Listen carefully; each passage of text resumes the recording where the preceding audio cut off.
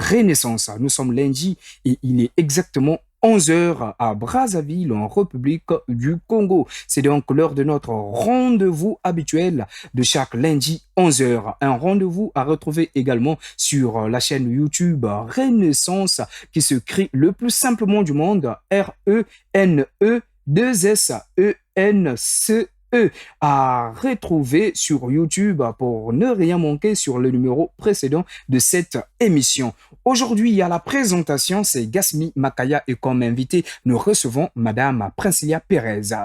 Bonjour et bienvenue à vous. Bonjour Gasmi et merci de me recevoir sur Renaissance. J'espère que vous êtes bien installés de partout où vous nous recevez, mesdames, messieurs, car les bonnes choses vont débuter au cours de cette émission telle qu'annoncée. Et aujourd'hui, nous aurons pour thème au centre de cette émission un livre que nous allons vous présenter. Non pas seulement présenter ce livre, nous allons également essayer de le parcourir, mais avec des témoignages très forts à travers donc la lumière, les explications que vont nous apporter Madame Princilia Pérez, puisqu'elle en est l'auteur de ce livre. Et ce livre s'intitule Aurore, mon expérience de mort imminente. Madame Princilia, est-ce que vous pouvez nous faire une petite présentation de ce livre? Oui, évidemment. Alors, Aurore, mon expérience de mort imminente, est un livre que j'ai écrit donc, et publié en auto-édition sur Amazon en 2020. Donc, c'est un livre qui est un récit de mon expérience de mort imminente. Donc, c'est au travers de cette expérience-là, qu'on appelle aussi expérience proche de la mort ou expérience de mort imminente, que j'ai fait la rencontre du Seigneur et que j'ai reçu certains messages de lui que j'aimerais diffuser ici au cours de cette émission. Aurore, bien compris, qui annonce l'aube, qui annonce également un nouveau jour. Nous pouvons donc comprendre que par là, vous voulez nous faire partager cette expérience d'une nouvelle vie à travers donc ce que vous avez vécu, à travers votre rapprochement de la mort tel qu'annoncé tout à l'heure. Ici, nous voyons Aurore avec S à la fin. Alors, est-ce que nous pouvons comprendre pourquoi mettre Aurore au pluriel? Justement parce c'est vrai que c'est moi qui ai vécu cette expérience et que ça a signé une certaine aurore dans ma vie, un certain recommencement qui justifie aussi ma présence ici en tant qu'animatrice et chroniqueuse de cette émission. Mais il ne s'agissait pas seulement de moi. Aurore n'aborde pas seulement ma propre vie, même si vraiment je suis absolument reconnaissante et j'exprime toujours ma gratitude à Dieu de m'avoir accordé ce que j'appelle être cette deuxième chance. Mais il y a aussi un aspect collectif que le Seigneur a abordé dans ce livre, donc dans ma rencontre avec lui, qui va au-delà de ma personne, qui parle plus à l'humain en tant qu'humain et aussi à nos sociétés dans leurs choix respectifs. Nous parlons de Aurore en tant que livre, mais ce livre tire tout son contenu de votre expérience vécue. Alors, pouvons-nous savoir dans quel contexte cet événement s'est-il produit? Comment cela est-il arrivé? Mon expérience de mort imminente est arrivée en 2015. Je devais avoir 23 ans à ce moment-là et j'étais en 4e année de médecine à la faculté des sciences de la santé de Brazzaville. Et donc je ne me sentais pas très bien à ce moment-là. Et ce sont des amis qui ont commencé à le remarquer. Et il y a un ami qui m'a recommandé d'aller consulter un hémato, donc un médecin en hématologie, spécialiste en hématologie, parce que tout le monde connaissait mon cas, tous mes collègues savaient que je suis drépanocytaire. Et vu qu'ils avaient remarqué que j'étais devenue particulièrement pâle, ils m'ont recommandé cette consultation-là. Bon, moi, je sentais en moi déjà que j'étais fatiguée, mais je suis quelqu'un, quand je suis malade, j'ai tendance à aller vraiment, faut que j'arrive aux extrêmes pour m'avouer vaincue, pour me dire que là, vraiment, je suis mal, faut que j'aille consulter. Donc, j'ai continué à faire comme si tout allait bien. Mais le jour où je me suis vraiment sentie pas bien, fatiguée, donc je suis allée voir ce médecin-là avec un collègue qui était, donc c'était le jour où on avait des stages. et elle demande la réalisation d'une numération formule sanguine, un examen de routine pour voir le taux d'hémoglobine. Et elle réalise que j'étais à 4 grammes d'hémoglobine par litre, je ne sais plus comment est l'unité. Donc, pour une norme qui normalement pour les personnes en bonne santé est à 12, et pour les personnes, dans mon cas, on est autour de 7, 8, maximum 9. Moi, je me retrouvais à 4, disons la moitié. Donc, le médecin est très étonné. Et à ce moment-là, il dit, mais comment tu fais pour être encore debout? Parce qu'avec ça, tu peux pas te lever, tu peux pas, et c'est un risque évident de mort. Donc, elle décide de l'hospitalisation d'urgence. Ma mère n'était pas sur place, elle était affectée dans la ville de Pointe-Noire. Donc là, à ce moment-là, j'avais un petit ami qui était interne en médecine, et c'est lui que je vais l'appeler. Il était devenu presque mon référent, bien qu'on n'avait pas de lien de famille. Et c'est lui qui va commencer à faire tous les examens qu'on avait demandé, rentrer à gauche, à droite, aller chercher le sang. Et c'est comme ça que l'expérience commence, parce qu'on savait pas ce qui se tramait derrière. Donc, il essaie de faire tout ce qu'il fait. J'appelle ma mère qui est donc à Pointe-Noire. Elle panique au téléphone parce que de ma vie, on m'avait jamais transfusée. Je Oui. n'avais jamais reçu de sang, malgré que j'étais drépanocytaire, j'avais jamais reçu de sang parce que j'étais très bien suivie. Donc, je n'étais pas arrivée dans des cas où... donc, c'était ma toute première transfusion. Quand on l'appelle pour dire qu'on va me transfuser, c'est la panique. Elle dit qu'elle va sauter dans le premier avion. Elle appelle mon oncle, qui était aussi mon pédiatre, pour qu'il me rejoigne. Donc, c'est un peu la panique. Donc, je sors de cette première hospitalisation, de cette première transfusion sanguine, avec un repos médical qui est imposé, strict. Donc, on me donne 2 semaines d'observation à la maison avec hospitalisation et tout ça, le temps de voir ce qui va se révéler dans les examens qu'on a demandés au laboratoire. Sauf que les examens ne révèlent rien, et pendant 2 semaines, les choses vont s'empirer au point où je vais mourir. Au point de mourir. Oui. Alors, avant cet événement-là, est-ce que auparavant tu avais subi quelque chose de similaire?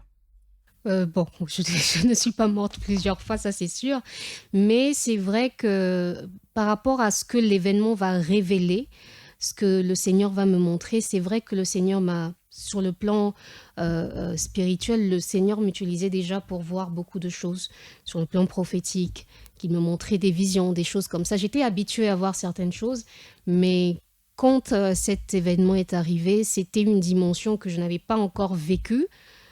Mais le niveau des choses que j'ai vues, je ne les avais pas encore vues. Mais oui, le Seigneur me montrait déjà effectivement beaucoup de choses. Après donc ce repos, tu es consigné à la maison. Alors, comment vont évoluer les choses? Est-ce que ça va s'arrêter par là avec des simples présages, des rêves tels que tu nous le dis aujourd'hui, ou encore ton état ne va que s'empirer? Sur le plan sanitaire, ça va s'empirer parce qu'il y avait une caractéristique dans cette maladie, c'est que les fièvres ne tombaient jamais. Mhm. Donc, je faisais des fièvres maximales, c'était toujours des fièvres à 42, 40, 42, ce qui est le maximum qu'on peut mesurer chez un être humain. Et donc, mon médecin, mon pédiatre a essayé de tout faire. Et avec le traitement qu'on avait reçu de l'hématologue, qui nous avait donné un traitement à faire à la maison, et malgré qu'on attendait les examens, les examens ne révélaient pas quelle était l'infection ou quel était le microbe qui me dérangeait. Et puis, ça aurait été simple, on aurait juste pris les médicaments, les antibiotiques qui étaient, comment dire, efficaces dans ce cas-là. Mais ça montrait rien. Par contre, la fièvre est tombée jamais. Et pendant 2 semaines, faire une fièvre pendant 2 semaines, donc l'anémie, on arrivait à peine à la stabiliser. C'était vraiment compliqué. On se battait toujours autour des 4, 5, 6 d'anémie.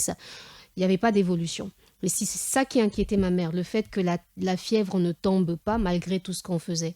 On est arrivé à un point, donc comme j'étais étudiante en médecine et que mon pédiatre et mon médecin traitant, puisque c'était la même personne, il me dit, Princilia, Là, on est vers le bout des 2 semaines. J'ai tout essayé. Je vais essayer ma dernière cartouche avec toi, ce qu'il appelle sa dernière cartouche, qui est donc le troisième palier des antibiotiques. Donc, il y a des antibiotiques, c'est un peu comme les armes, qui agissent par efficacité. Il dit, moi, je vais donc aller avec ce troisième palier. Et si ça ne marche pas, je t'assure que je suis arrivée au bout de ce que je suis capable de faire. Donc ça, c'est en tant que scientifique, il vous dit ça. Et il ne vous parle pas en tant qu'à sa nièce, hein, il vous parle comme de médecin, un futur médecin. Et c'est là, je comprends que plus personne ne peut plus faire grand-chose pour moi. Donc la situation ne s'améliore pas. Mais à ce moment-là, j'ai pas des songes en tant que tels. Les songes étaient... j'en parlerai peut-être. C'était avant où je me voyais. Il n'y a pas seulement moi, il y a des gens qui m'appelaient. Après, Priscilla, je t'ai vue morte. Je t'ai vu, on t'enterrait. Moi-même, je me suis vue dans un accident, crash d'avion. Donc, je me voyais dans des postures où tu es congelé, des choses comme ça. Des choses. Vraiment, c'était une période où il y avait tellement de signes pas bien. Mais ce qui devait arriver a fini par arriver. Et pour toi, sur le coup, tu te dis que cette coïncidence n'est pas le fruit du hasard. Non, sais pas du tout le fruit du hasard, mais je n'avais pas accordé à ces rêves plus d'importance que ça. Les rêves où on me voyait morte, ou voilà.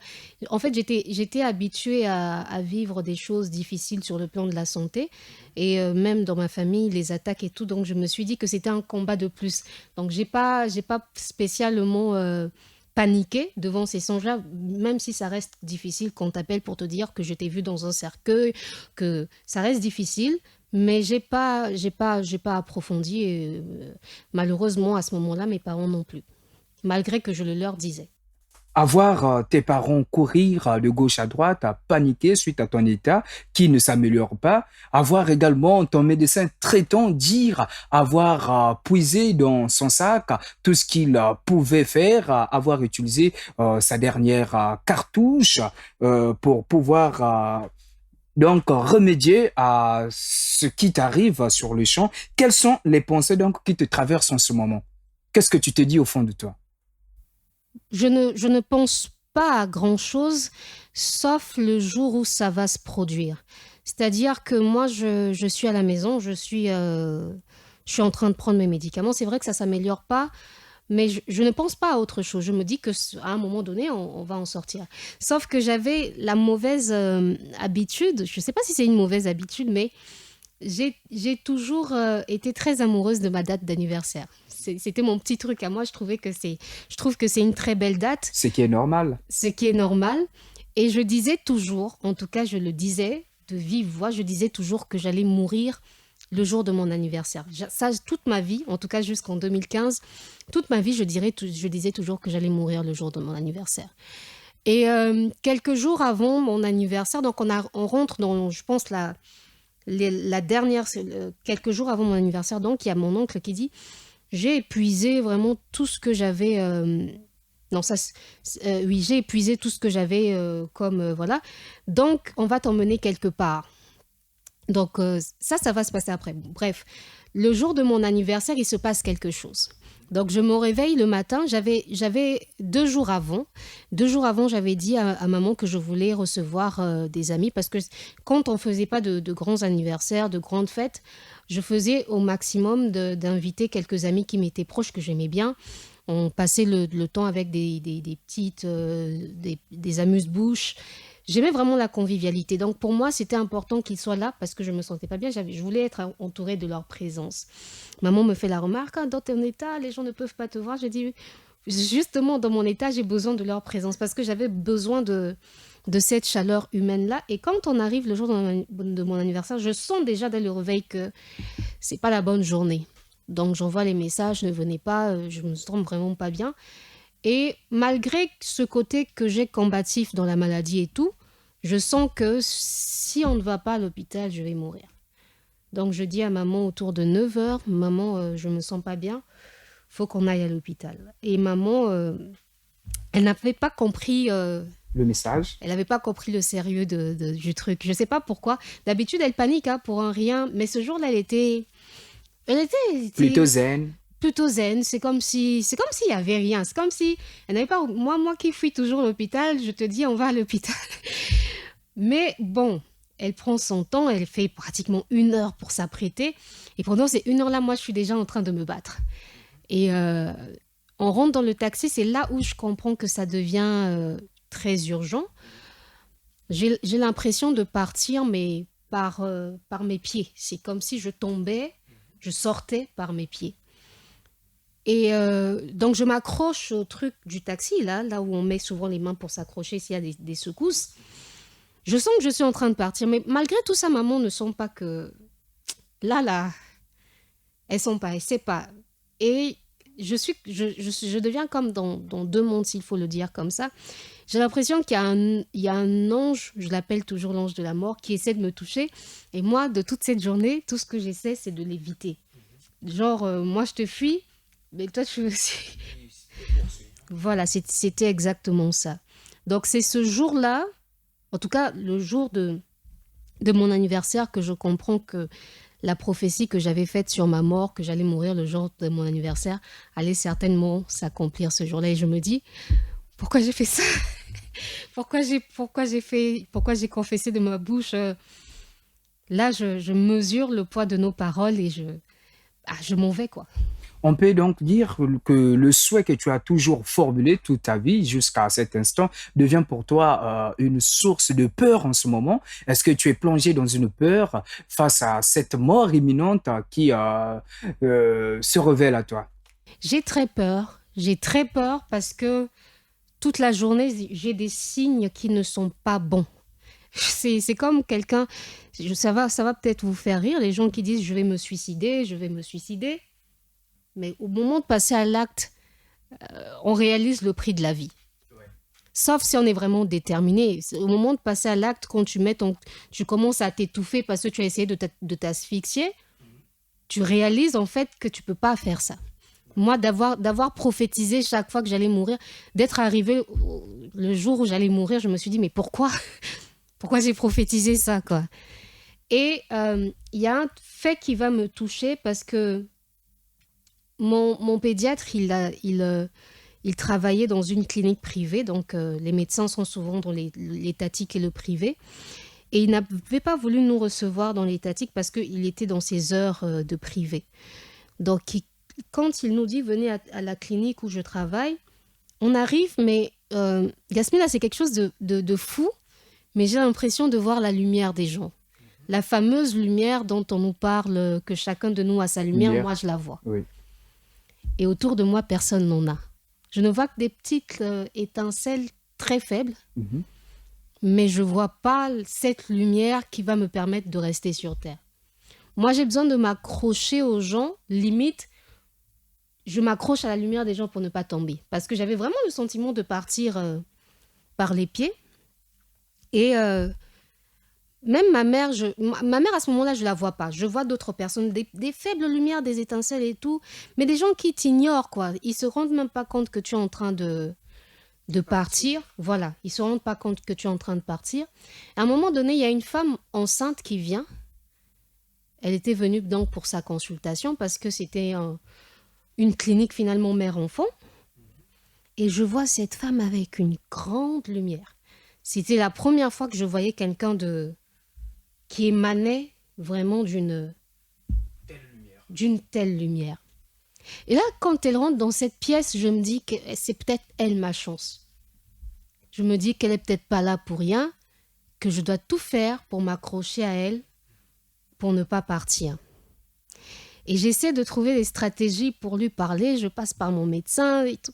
Elle ne comprend pas pourquoi cette fille-là essaie d'interagir avec elle. Mais moi, plus je communiquais avec elle, plus pour moi, ça dans ma logique. Hein. Là, j'avais plus vraiment de logique. J'étais dans un autre monde déjà. Plus je communique avec elle, plus j'ai l'impression que ça me préserve de cet ange de la mort.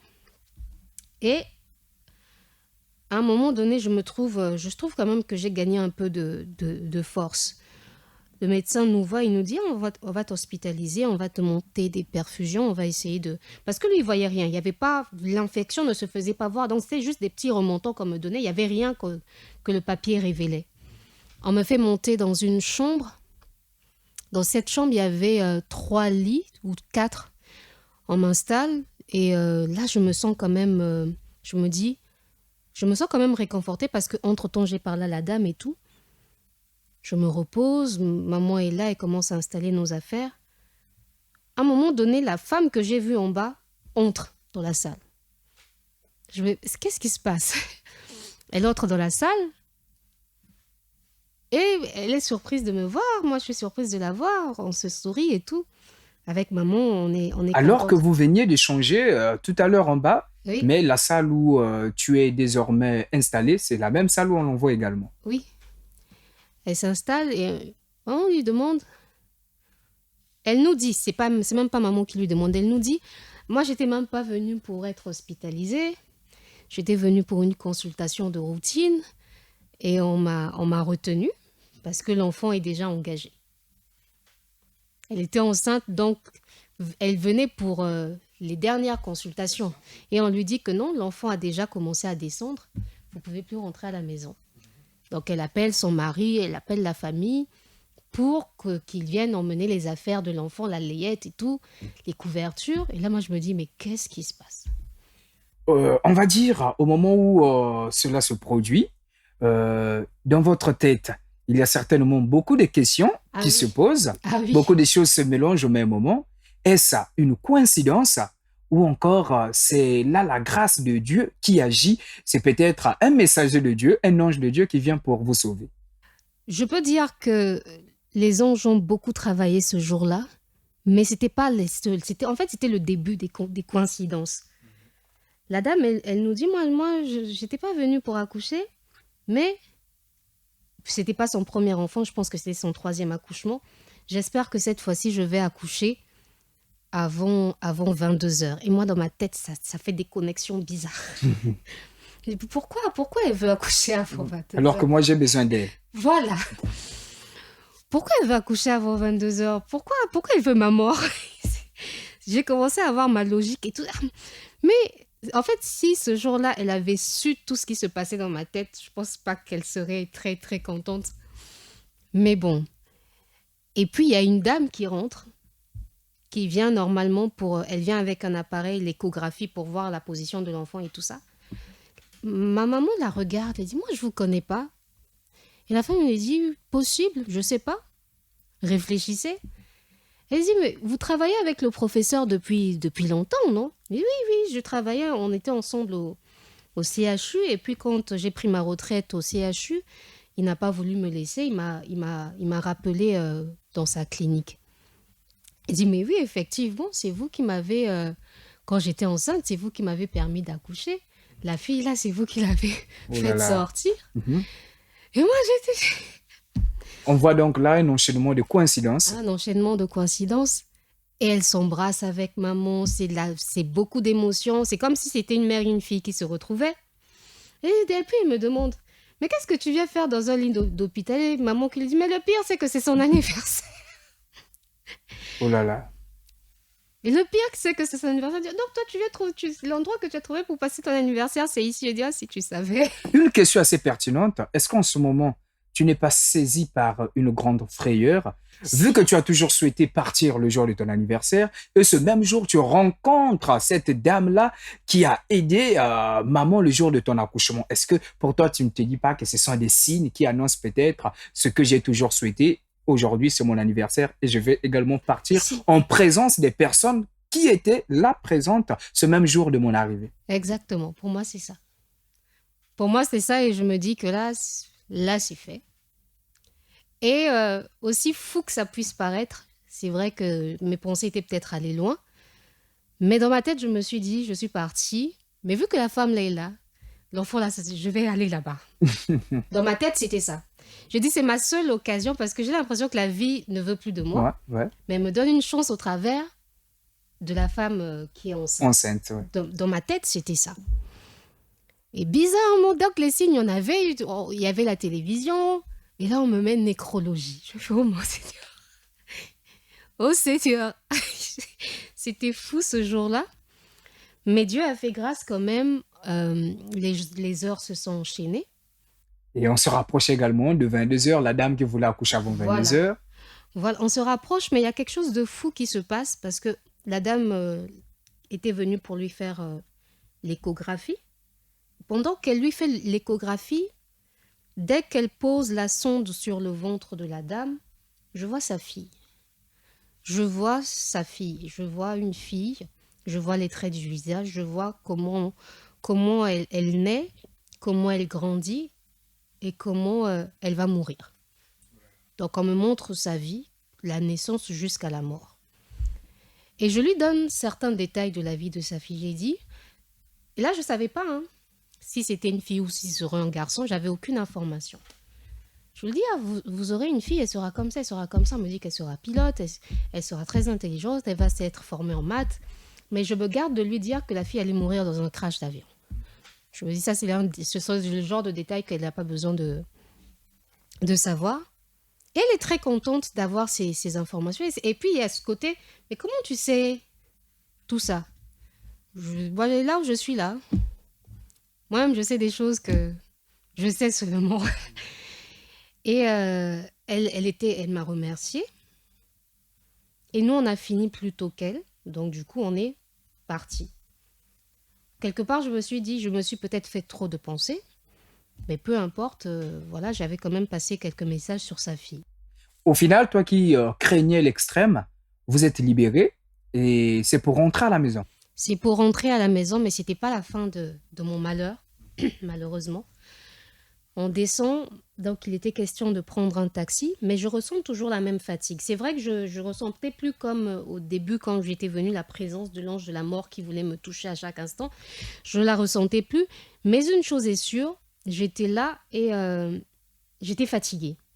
À un moment donné, le pédiatre en fait qui s'occupait donc de la dame aussi, mon pédiatre, mon oncle, il dit, ah bon, vu que la nuit sera longue, je vais faire un tour à la maison, me reposer, manger et puis revenir pour la garde. Donc, il arrête un taxi et moi, je lui dis, on n'entre pas dans ce taxi. Ah oui, mais il fait déjà tard, les taxis se font rares. Prenons le taxi, moi, je vais vite rentrer, je vais vite revenir. J'ai dit, n'entrez pas dans ce taxi, qu'on n'entre pas dans ce taxi. Mais comme j'étais l'enfant et qu'ils étaient des adultes, on est entré dans le taxi. Dès qu'on entre dans le taxi, c'était un autre monde, c'était la folie. Donc, c'est un taximan qui faisait, je sais pas, dans son taxi, il y avait, je ne vais pas citer les religions pour ne pas les... Bref, il y avait des religions il a mélangé des religions qui ressemblent un peu à des sectes, quoi. Mhm. Là où il y a vraiment des principes, des concepts extrêmes, radicaux, là. Il a mélangé, c'était vraiment un cocktail bizarre, avec une musique, comme des musiques initiatiques. Mhm. Dès qu'on ferme les portières, la façon qu'il a tiré la voiture, on a commencé à rouler à tombeau ouvert. Et là, maman me dit, mais qu'est-ce qui se passe? On ne devait pas rentrer dans le taxi. J'étais à côté de maman, le médecin était devant, j'ai dit, on ne devait pas rentrer dans ce taxi. Le médecin essaie de raisonner le taxi. Comment tu peux rouler comme ça? Il commence à l'engueuler. Mais c'est comme si la personne qui était là, le taximan, c'est comme si ce n'était qu'un corps, qu'il n'y avait personne à l'intérieur. Donc, que vous parlez, que vous ne parlez pas, il n'était plus là. C'est ce jour-là que j'ai compris qu'il y a certains accidents sur la route, ce n'était pas la mort des gens. En tout cas, le taximan, là, si on était mort ce jour-là, on allait déclarer, ah, le taximan de toi est mort là-bas. Ce n'était pas sa mort, c'était ma mort. Donc, il est devenu comme quelqu'un qu'on télécommandait, je sais pas, il était comme téléguidé, quoi. On vous parlez, rien. Tu connais les routes de Brazzaville, comment elles sont, il y a des nids de poules, il y a des endroits, c'est pas éclairé, il y a des endroits... En plus, donc, on était sur la rue Mboshi. Il a roulé à tombeau ouvert entre l'endroit où il nous a pris et l'endroit où il nous a déposés. On a raté 4 accidents de la route. On a raté 4 accidents de la route. Et franchement, cette nuit-là, je peux dire que les anges ont travaillé parce qu'il n'était pas possible que je sorte vivante de cette journée. En fait, comme ils m'avaient raté à l'hôpital, ils ont essayé de me prendre par la route. Mhm. Mais les anges avaient travaillé. C'est ce jour-là que j'ai compris ce qu'on appelle une opération divine. J'ai compris ce qu'on appelle le travail des anges. Les anges ont travaillé. C'était pas possible qu'on sorte vivant de ce taxi. Quand on arrive, le médecin se fâche. Mais toi, tu es fou, vous allez vous droguer pour tuer les gens. C'est pas la drogue. C'était ma mort. Il dit, mais puisque tu voulais continuer, je ne peux pas continuer avec le taxi là. Donc il va continuer, il va prendre un autre taxi.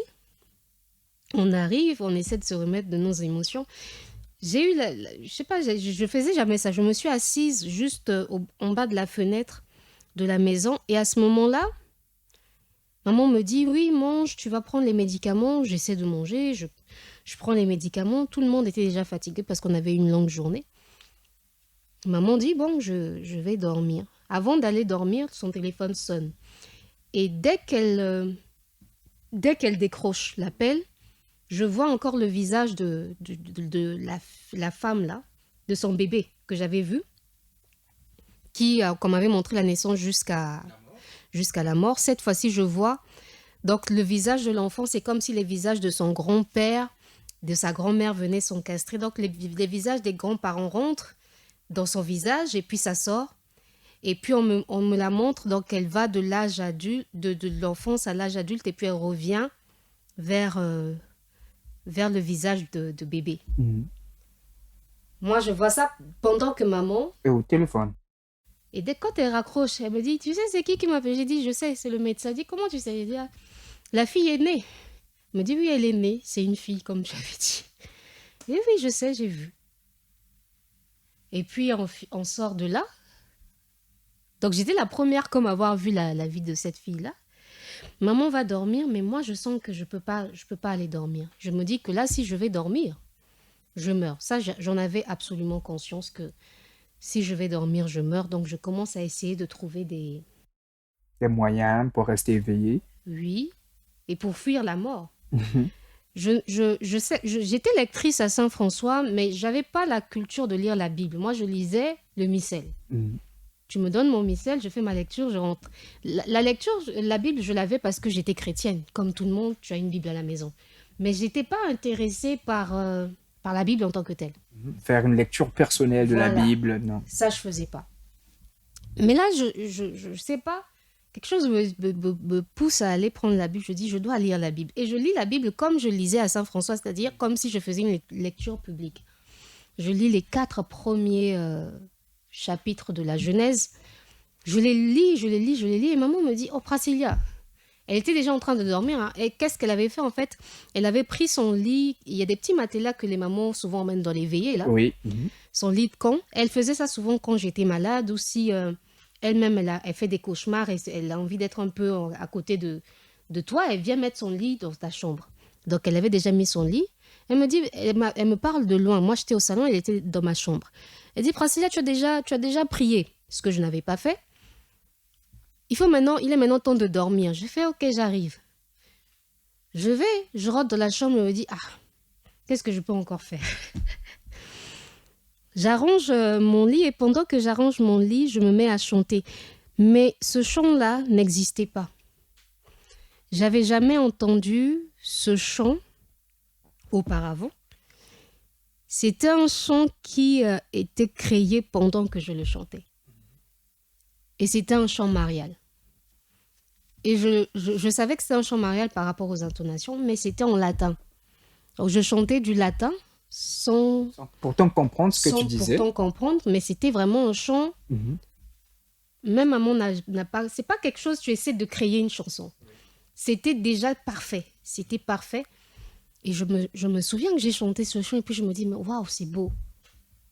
J'ai trouvé moi-même que waouh, c'est beau. C'est comme si on m'utilisait pour me faire passer une chanson. J'ai chanté. Maman me dit, mais Pracilia, tu as prié, tu as chanté. C'est le moment de dormir maintenant. Il faut dormir. Et là, je me dis, à un moment donné aussi, quelque part, elle a raison. Qu'est-ce que je peux faire d'autre? Quel est cet homme ou cette femme qui sur Terre ne peut pas dormir? J'ai fait mon lit et j'ai peur, j'ai très peur parce que je sais ce qui m'attend. Je dis non, je vais pas dormir. Je lutte contre le sommeil et finalement je m'en vais. Mais je réalise pas que je suis en train de partir. Partir. C'est juste de l'autre côté que je réalise que je suis partie.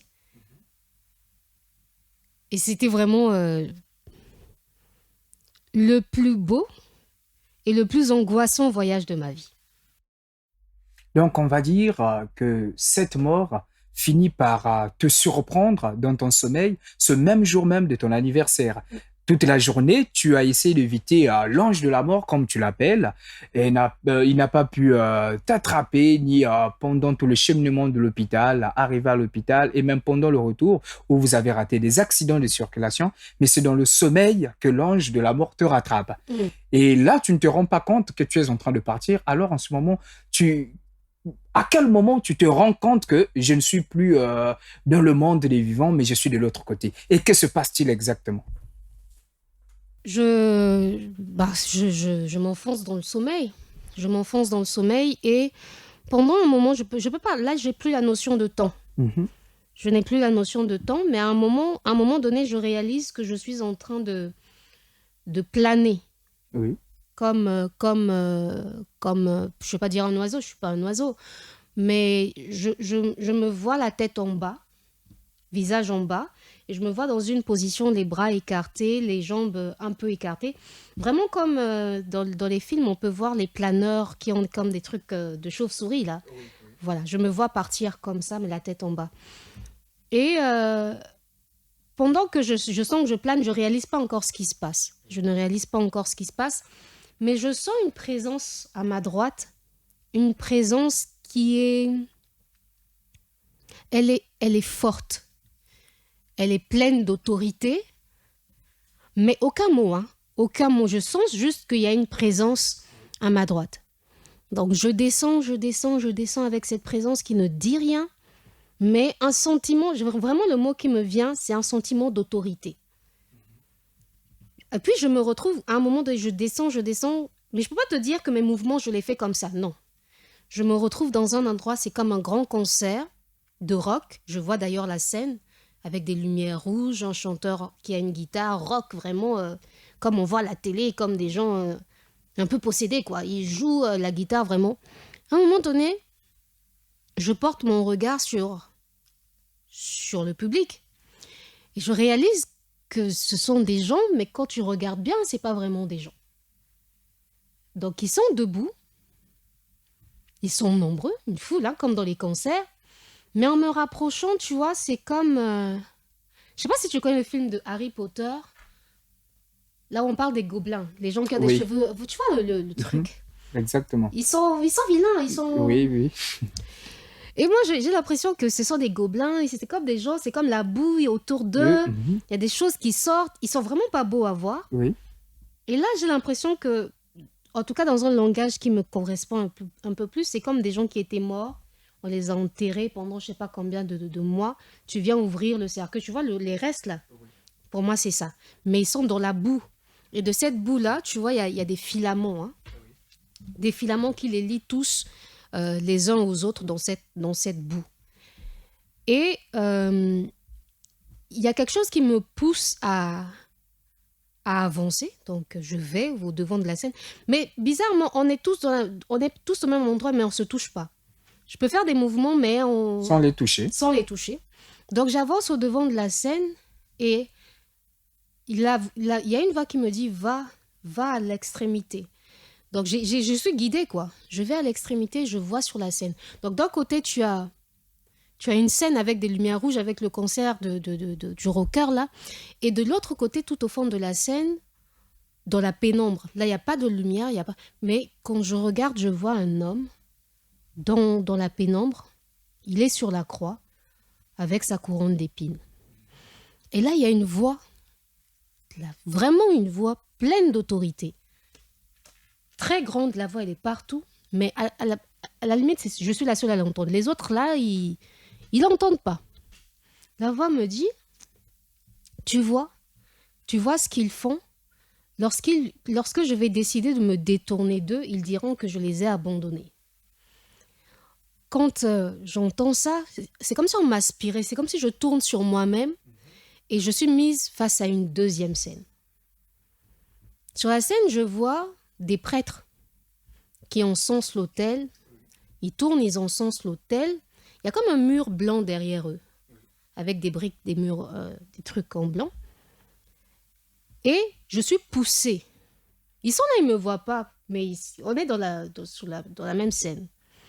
Je suis poussée, je soulève le drap de l'autel. Là, je vois un petit cube encastré dans lequel il y a beaucoup de fétiches, des petits paquets noirs, noirs, noirs, noirs. La voix se fait entendre. Tu vois ce qu'ils font. Lorsque je vais décider de me détourner d'eux, ils diront que je les ai abandonnés. Dès que j'entends ça, pareil, aspiration. Je tourne encore et je suis face à une troisième scène. Je vois des hommes, des bons gaillards. On dirait, moi j'appelle ça des militaires. Vraiment carrure musclée, lancée, tout ça. Africains, ils sont très noirs, hein, peau très noire.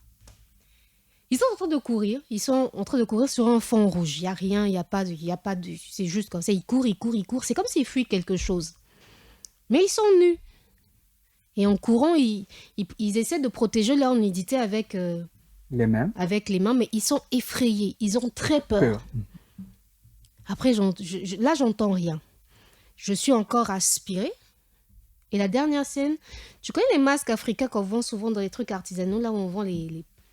Il y a souvent un masque où il y a un pépé qui regarde une mémé comme ça. Hein? C'est souvent les trucs de mariage, là. Oui. Un homme qui regarde une femme. Je vois le masque. Le masque de l'homme est net. Il est très bien taillé, il est beau. Mais celui de la femme, au début, il était net. Mais plus tu regardes, plus le masque de la femme devient flou. Tu vois plus les contours. C'est comme si ça devient homme-femme, homme-femme, homme-femme. Et puis, à un moment donné, j'entends la voix de ma mère. Elle me dit, Princilia, va au milieu du lit. Va au milieu du lit, sinon les moustiques vont te piquer. Dès que j'entends cette voix, je suis aspirée. Mais avec une vitesse incroyable. Donc, je remonte la même façon que j'étais descendue. C'est la même façon que tu remontes. Je remonte, mais très vite. Boum, je me retrouve dans mon corps. Et là, j'ai très, très, très peur parce que je ne sens rien. Le lit qui est en dessous de moi, oui. Je ne le sens pas. Je vois mon pied qui touchait effectivement la moustiquaire et c'est sans doute pour ça que maman m'avait dit « va au milieu du lit ». Je ne sens pas la moustiquaire. Je ne sens rien. Je regarde l'heure, il était 21h pile. Mais comment je peux ne pas sentir? Et sur le coup, tu ne te dis pas que peut-être que c'était un simple rêve, je viens de me réveiller d'un rêve? Je ne pense pas à un rêve parce que je ne sens rien. Dans un rêve, tu sens ton lit. Oui. Dans un rêve, tu n'as pas cette aspiration. Ça a l'air d'être réel. Tu n'as pas cette ascension. Tu n'es pas réintégré. Donc je ne sentais rien. Et là, je panique. Je me dis, si je ne sens rien, effectivement, c'est là que je conscientise la chose. Si je ne sens rien, c'est que je suis morte. Et je panique. Dans mon corps, je me bats. Mais le corps ne bouge pas. Ne bouge pas, le corps est inerte. Voilà. Le même pied, j'arrive pas à le déplacer. Je n'arrive à rien faire. Et là, je panique. Comment je vais faire pour réintégrer ce corps? Voilà. Je me bats et je suis quand même surprise. Je me dis, mais si maman est à côté de moi, si je me bats, c'est qu'elle doit entendre du bruit. Exactement. Rien. Le corps ne bouge pas. En ce moment, tu prends donc conscience que là, ce n'était pas un rêve, c'est bien réel, je ne suis plus dans mon corps, mais là, il faut faire quelque chose. Mais tu n'arrives pas à réagir de toi-même, alors comment faut-il s'y prendre? Je continue de me battre parce que tu peux pas juste... tu peux pas, faut faire quelque chose. Tu peux pas. Juste au moment, tu essaies. J'essaie de... Rien. Ah, c'était quand même fou, hein. C'était quand même fou. Je crois que j'ai mis de longues minutes, en tout cas plus de 3 minutes, hein, je pense, à essayer de de regagner ton corps, de bouger. Et j'y arrive à quel moment? Je crois que c'est par mes lèvres. Mhm, J'ai commencé à, à, à pouvoir me mordre les lèvres. mhm. Quand je me mords les lèvres, je dis, ah, la sensibilité revient. J'ai continué à me mordre les lèvres, j'ai continué à me... À ce jour-là, mes lèvres avaient souffert. Je me suis mordu les lèvres et tu as l'impression que c'est à ce moment-là que quand la sensibilité revient, je sens que oui, ah, je suis pas complètement partie. J'insiste, j'insiste. Je sais pas, c'est comme si je revenais, mais par la colonne vertébrale. C'est comme si je revenais petit à petit, je sens que, ah oui, je suis en train de revenir. Là, je sens que le corps, je commence à ressentir le poids du corps. Et petit à petit, tout est revenu, mais mes pieds étaient glacés. Maman, elle se doute toujours de rien. Maman ne se doute de rien. Et à ce moment-là, je me dis, il faut que je lui dise. Mais je me dis, si je lui dis, connaissant ma maman, on va pas finir la nuit là ici. On va repartir à l'hôpital. Non, on va se retrouver chez les prêtres, chez Mhm. les pasteurs. Moi, j'avais pas envie de ça. Moi, je me suis dit, si je suis revenue d'un truc pareil, c'est que c'était vraiment pas ma mort. Ma logique, c'est ça. J'ai pas envie de me retrouver dans des histoires, on va t'emmener à gauche, à droite. Si je suis pas morte, c'est que je vais pas mourir. On n'a qu'à supporter, on va voir le matin. Mais à ce moment-là aussi, te dire que tu vas te rendormir encore. Rien qu'à l'idée d'y penser, en tout cas, ça paraît impossible. Je ne veux plus encore fermer les yeux tant Ah que oui. le matin n'est pas arrivé. En tout cas, Oui. tu n'es pas rassuré. Ah, tu n'es pas rassuré. Donc, je reste là, les yeux ouverts. Mais vraiment, les mains étaient juste... Tu vois, les mains, genre, que la personne réfléchit trop. J'étais juste là... Mhm. Mais je suis quand même partie parce que le sommeil, c'est le sommeil. Et donc, je me rendors. Je ne réalise pas que je suis en train de me rendormir. Et je me rendors et je sors encore. Pour une deuxième fois. Pour une deuxième fois. Je sors encore pour une deuxième fois. Cette fois-ci, je pars pas par le bas. Mais je sors le visage qui regarde le haut. Toujours dans la même position de quelqu'un qui... Mais cette fois-ci, je monte, je monte. Et plus je monte, pam, je me retrouve sans transition, hein, intégrée dans une grande lumière blanche. Très grande lumière blanche. Il n'y a pas de sol, il n'y a pas de plafond, il n'y a pas d'espace que tu peux... C'est une lumière... Elle est blanche, mais elle t'aveugle pas. Elle brille très, très, très, très fort, mais elle t'aveugle pas. Mais là où je suis, je peux pas dire que j'étais là déjà avant, mais je sais où je suis. Je me pose pas des questions. Où est-ce que je suis? Non, j'ai pas ce sentiment d'être ailleurs. Je sais que je suis à la maison. Je sais que je suis à la maison. En face de moi, il y a beaucoup de... Dans la lumière, il y a beaucoup de boules j'appelle ça des boules d'énergie. Ah, blanche, blanche, blanche. On est toutes blanches et t'as pas besoin de parler. T'as pas besoin de dire bonjour. C'est comme si on se communiquait par les pensées. Voilà, t'as plus besoin de langage. Et là, je vois devant, moi je venais d'arriver, je vois devant une lumière, elle est grande par rapport aux autres, mais c'est comme si elle essayait de se faire discrète. Mhm. C'est comme si elle essayait de se cacher un peu. Mais l'émanation d'amour, tu vois, qui sort de cette lumière-là, tu te dis, je veux plus jamais repartir là-bas. C'est un amour tel que... et une paix. Et je reconnais l'autorité avec qui j'étais en bas. Je reconnais cette autorité, mais c'est comme si elle voulait se cacher. C'est comme si tu es le plus grand de tous, mais tu veux te faire le plus petit. Mais de l'amour à l'état pur. Mhm. Et il y a eu un moment donné, c'est comme s'il y avait un rayon de lumière dans la lumière qui scannait les lumières. C'est comme ça va, ça vient, c'est comme des vagues de lumière. Et quand ça te traverse, c'est comme si en toi, il ne peut y avoir aucun secret. Tu ne peux rien cacher, tu ne peux rien garder, un secret, une douleur, un péché. Le péché n'entre pas dans ce lieu. Tout est su, tout est vu. Tu n'as pas besoin de... Tu ne peux même pas entrer là-bas s'il y a quelque chose que tu... Mais la lumière est passe et revient. Vous êtes scanné en fait. Voilà, vous êtes scanné. Mais en même temps, c'est de la lumière, en même temps, c'est de l'amour. Et là, je me sens bien. Là, Mais tu vois, à ce moment-là, j'ai l'impression que j'ai été guérie là.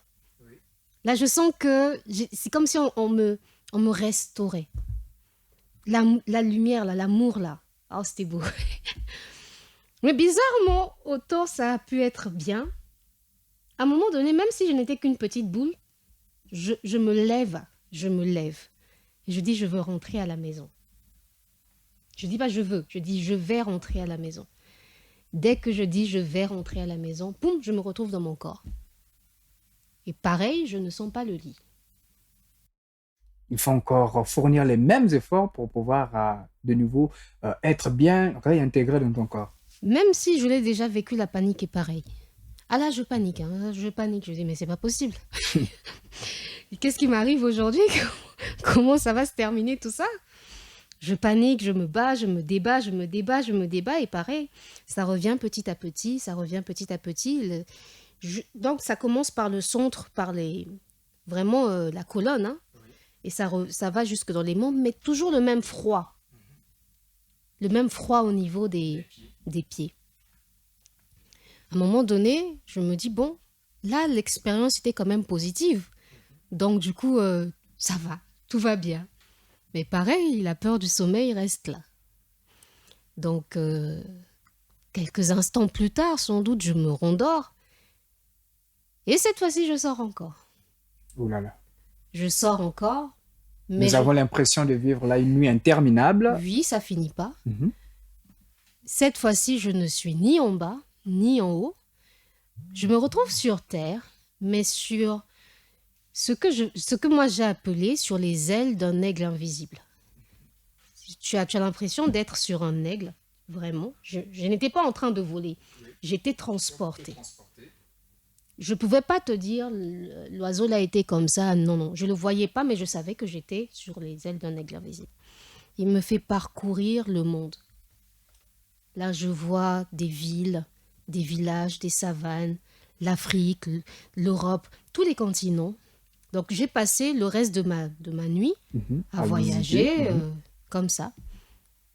Et je réintègre mon corps, pareil, 3 heures pile, et je ne sens toujours rien. Et petit à petit, pareil, je me débat. Quand je reviens, j'entends une voix à 3 heures pile. Une voix très nette, la même voix qui était avec moi en bas. La voix qui me dit « Tout est accompli, le reste, ce ne sont que des formalités. » Très net, hein. Et puis c'est quand même un peu fou parce que formalité, c'est un mot moderne. Mais c'est ce que j'entends. Tout est accompli, le reste, ce ne sont que des formalités. Et là, mon cœur, je me dis « Oh !» Donc là, on peut souffler. Et je réveille maman. Maman, j'ai faim. C'était ça mes premières paroles. À 3 heures. À 3 heures pile. Maman, j'ai faim. Elle me dit, Priscilla, ça fait 2 semaines que tu ne manges pas. Tu me réveilles. En plein milieu de la nuit, comme ça, tu me réveilles pour aller manger. Le frigo est vide. Il faut seulement attendre le lendemain matin. Mais c'était ça mes premières paroles. J'ai faim. Après, je comprendrai pourquoi. Donc, le lendemain, j'ai une force incroyable. Mais l'inquiétude de maman, c'est que la fièvre ne baisse pas. Voilà. Mais moi, j'étais forte, je courais partout. Mais toi, tu es malade, tu cours. Quand ça, j'ai dit, oui, laissez-moi courir.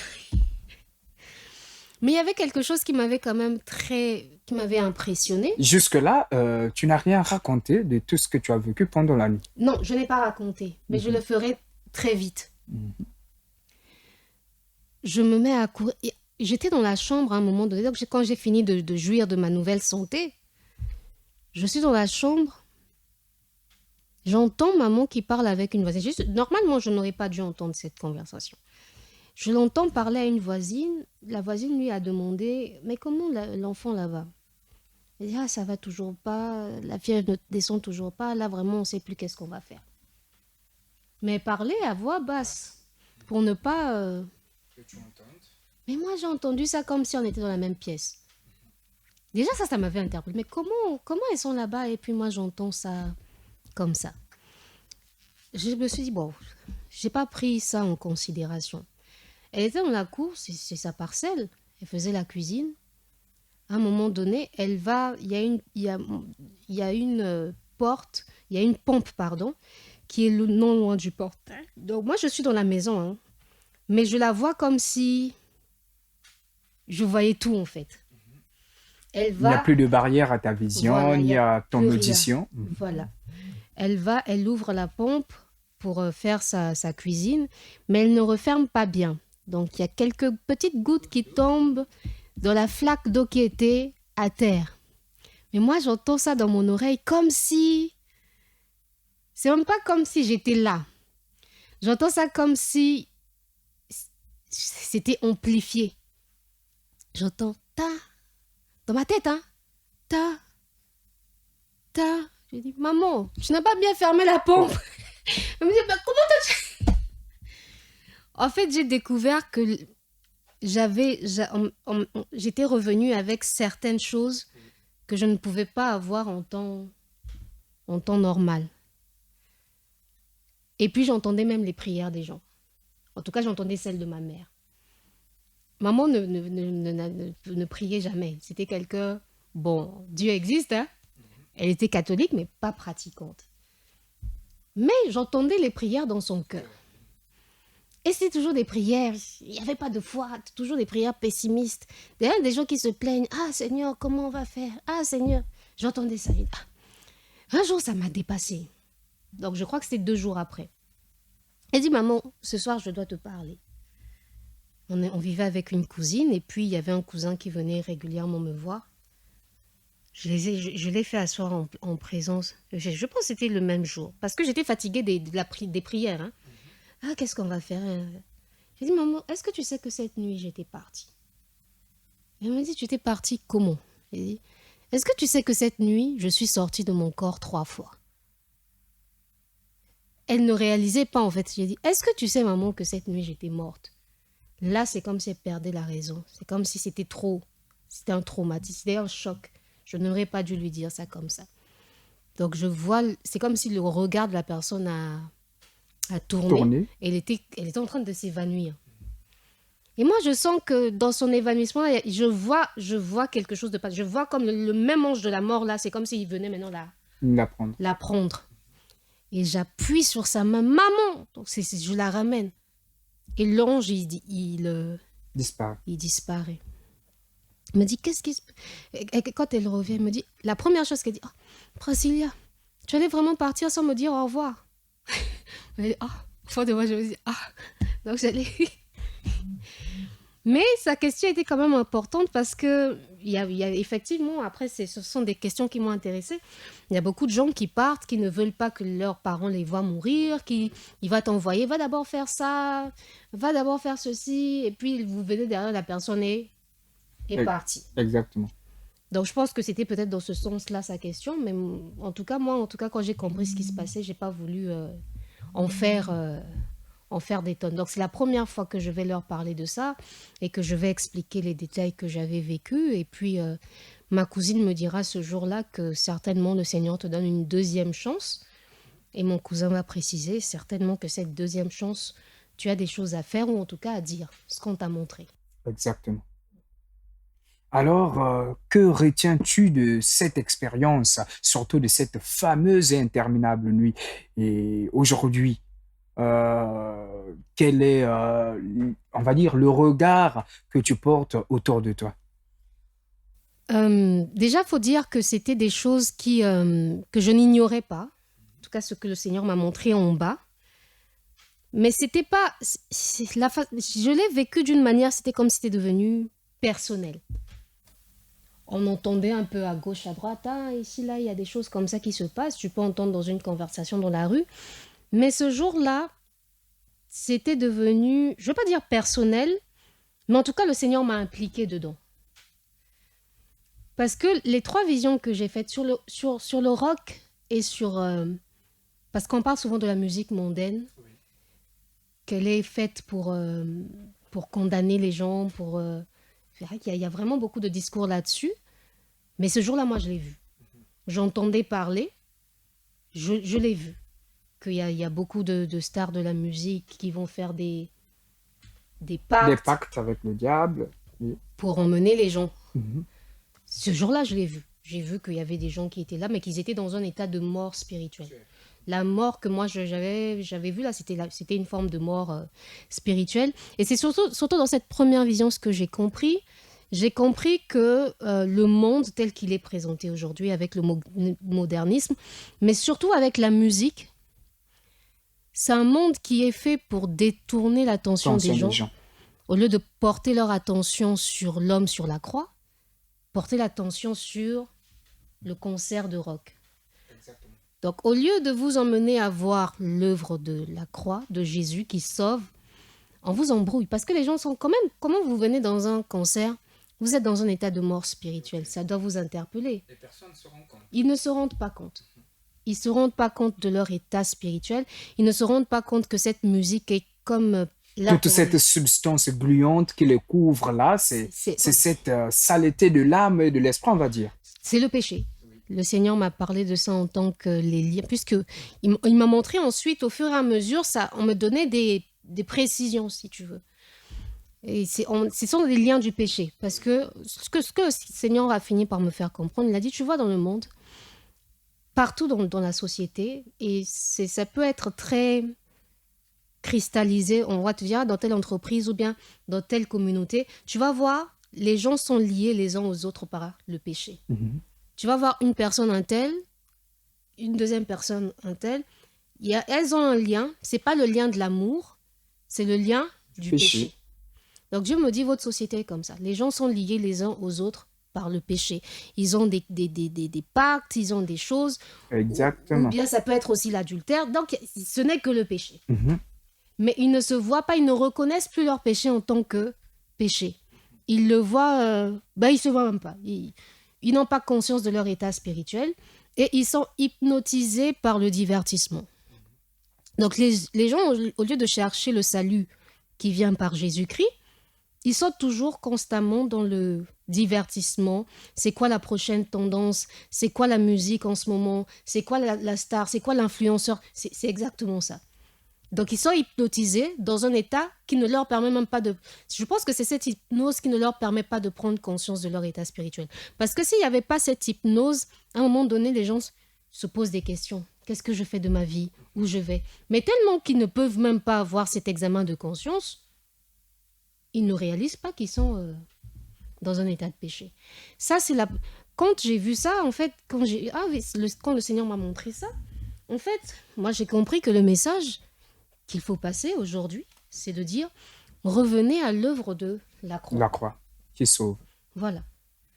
Arrêtez de vous intéresser au divertissement. Il y aura toujours des tendances. En fait, ces tendances sont créées pour vous maintenir dans cet état. Oui. C'est pas un fait hasard. On peut même pas aujourd'hui parler de talent en tant que tel. Les talents, les vrais talents là, tu les verras pas là-bas. Oui. Les vrais talents sont cachés, ils sont anonymes. Mhm. Mais ceux qu'on vous présente là, ce sont des gens qu'on a formés expressément pour vous maintenir. Détournez votre attention. Voilà. Réalité. Voilà. Donc c'est porter votre attention à l'homme sur la croix. Vous ne le verrez pas là parce qu'on ne le mettra jamais en évidence. On le met dans la pénombre, mais cherchez-le. Il n'est pas loin, il est juste. Il est juste à côté. Il est juste à côté. Parfois, c'est une simple porte, simplement un simple rideau qui nous barre un peu le passage. Il suffit de lever ce rideau-là pour pouvoir rencontrer le salut qui est là et qui s'offre à nous sur la croix à travers Jésus-Christ. Alors, on peut dire que cette expérience a influencé ta vie, mais de beaucoup, au point même de faire paraître ce livre-là. En tout cas, tu n'as pas voulu garder cette expérience rien que pour toi et pour ta famille. Tu as voulu partager cette expérience avec le monde à travers donc l'édition de ce livre. Et je pense qu'il y a des auditeurs, les gens qui nous suivent, qui voudraient peut-être en savoir un peu plus sur ce livre. Aurore, mon expérience imminente de la mort. Alors, comment faire pour pouvoir se procurer ce livre? Alors, déjà, faut dire que j'ai écrit ce livre, j'avais pas l'intention de l'écrire. Mhm, J'avais même pas l'intention d'en parler parce que c'était des choses. J'en ai parlé à ma mère. Mais c'est arrivé en 2020 quand il y a eu le Covid. Là, je me suis dit, ah là là là là, il y a un truc. Que la fin du monde, on est vraiment rentré dans la fin des temps. J'ai eu cette urgence de dire ce que j'avais vécu, ce que j'avais vu. Parce que l'essentiel du message, en fait, de Aurore, c'est revenons à Jésus. C'est ça, en fait. Abandonnons nos péchés, abandonnons nos voies obscures, quel que soit ce que le monde peut nous présenter, revenons à Jésus. Ça, je l'ai écrit en 2020 parce que j'avais pressenti qu'avec le Covid, on était rentré dans une phase où les mots allaient s'en suivre. Malheur sur malheur, scandale sur scandale, des choses. Et vraiment, je n'aurais pas pu prédire, hein, je l'ai écrit en 2020, on est en 2025, que les choses allaient s'enchaîner aussi vite. Il y a juste 2 semaines, j'ai eu cette conviction qu'il fallait en parler parce que quand on regarde aujourd'hui les débats d'actualité, notamment ce qui se passe en France, je me suis dit, ah tiens, Dieu m'en avait parlé. Dieu m'avait montré, surtout le truc de l'homme et de la femme qui change de visage. Ah tiens, Dieu m'en avait parlé. Quand je regarde ça, je me dis, il est essentiel aujourd'hui de revenir. Les militaires africains Les militaires qui sont africains. effrayés, qui courent, mais on ne sait pas pour aller où et pourquoi. Mais ça, tu sais, c'est fou, hein, parce que moi, mon fils, il fréquente à Javoué. Moi, souvent, je suis quand, en tout cas, c'était propre quand Averda passait encore, je suis souvent au musée. Mhm, Parfois, je faisais mes textes de slam là-bas. Un jour, j'assiste à une conversation, ça me fait mal. Ça me fait très mal. Il faut savoir que ce site-là, souvent, les militaires viennent se reposer là, comme l'état-major est juste à côté. mhm. Ils viennent passer le midi, ou en tout cas, c'est un endroit récréatif où tu verras beaucoup de militaires. Il y a des conversations que j'ai entendues dans ce lieu, pas qu'une fois, plusieurs fois, où on te dit, chez les militaires, Biba Libakoma Bassi, que pour avoir des grades, il faut céder quelque chose.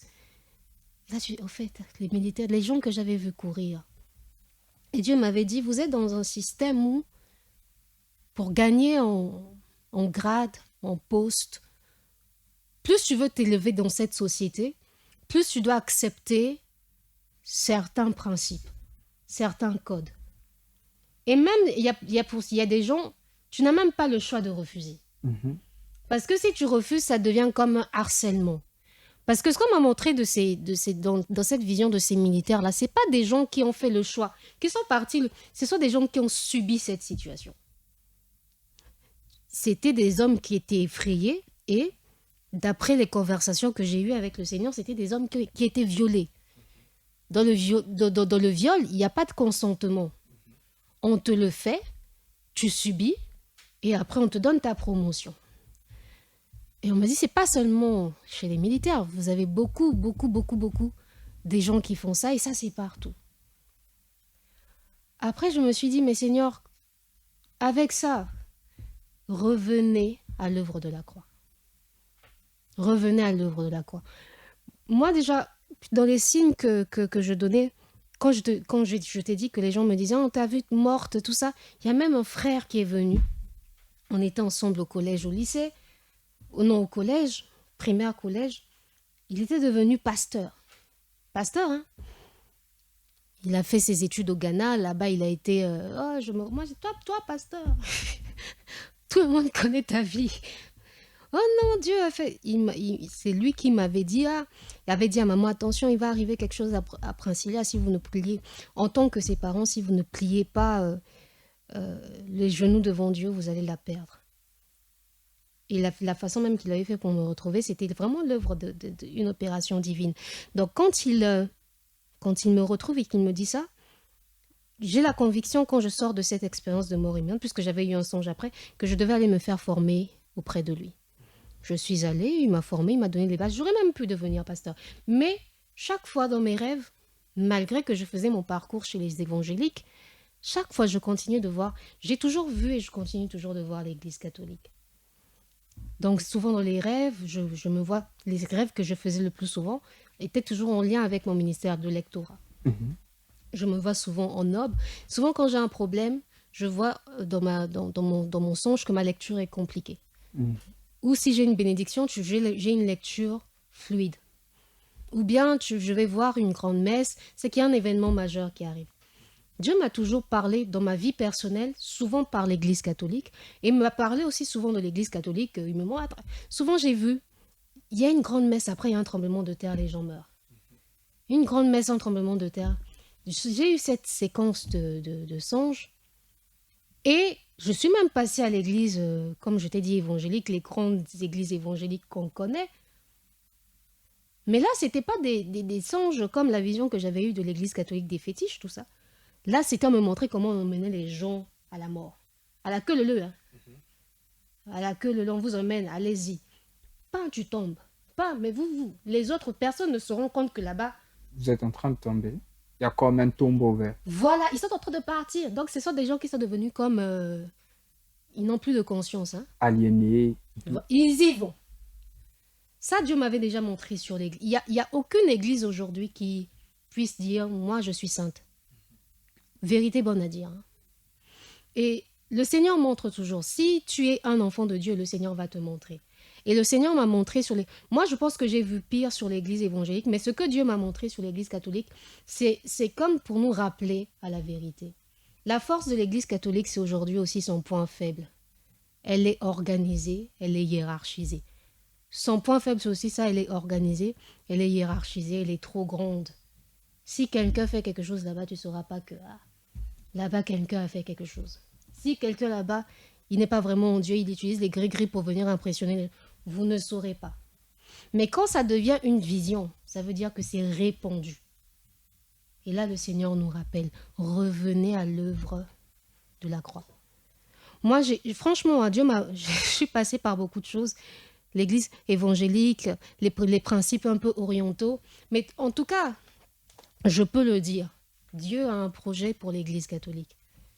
Si on veut détruire le monde, on n'ira pas détruire l'église évangélique, on va détruire l'église catholique. Si on veut aussi faire une œuvre, Dieu agit souvent par l'église catholique. Tous ceux qui sont dehors ont été formés, sont sortis de l'église catholique. Donc c'est comme on dit, frappe le berger, les brebis vont Se perdre. se perdre. Si tu veux faire du mal à des enfants, fais du mal à leur mère. Et aujourd'hui, avec l'allure dans laquelle le monde s'en va, on ne peut pas se mentir, l'église catholique sera attaquée. Elle est déjà. Donc revenons à l'œuvre De la croix. de la croix. Merci beaucoup, Prince Hilaire Pérez, de nous avoir partagé cette expérience. En mot de la fin, certainement que tu vas passer encore quelques contacts pour tous les auditeurs et les fidèles de cette émission Renaissance, comment faire pour retrouver ce numéro, ainsi que le numéro précédent de cette émission, mais également pour tous ceux-là peut-être qui voudraient rentrer en contact avec toi d'une quelconque manière, parce qu'ils auraient peut-être un témoignage aussi, une expérience de vie à partager, pourquoi pas passer sur le plateau de Renaissance pour faire connaître aussi leur expérience au monde. Alors, le numéro de téléphone, c'est le 06 751 43 52. 06 751 43 52. Et la chaîne YouTube, elle est vraiment accessible. Donc, comme on l'a dit, c'est RENES 2S ENCE, Renaissance, le plus simplement possible. Et le message de la fin, c'est revenons à l'œuvre de la croix. Et Jésus nous aime. Il nous donne des secondes chances, quel que soit notre passé. Et c'est le principe de l'émission. Quel que soit notre passé, il nous donne des secondes chances en tant qu'individu. Non seulement en tant qu'individu, mais aussi pour notre humanité, parce que le retour de Jésus est très proche. Le changement est possible pour chacun et pour tous. Nous avons tous droit à cette seconde chance. Nous avons tous droit de passer par une renaissance, par une nouvelle vie. Et chaque jour que Dieu nous offre est une nouvelle page à notre histoire, à nous de pouvoir y écrire les plus belles lignes sur cette page. Et ces belles lignes, nous pouvons l'écrire déjà à travers les expériences partagées, à travers aussi, en empruntant ce chemin, de revenir vers le mystère du salut, vers la croix de celui qui a donné sa vie pour nous sauver. Nous vous disons merci d'avoir été nombreux à nous suivre et pour votre fidélité à cette émission et à cette fréquence. Nous vous souhaitons une excellente journée et on se dit à la prochaine pour un nouveau numéro. Merci beaucoup, Prince Lia.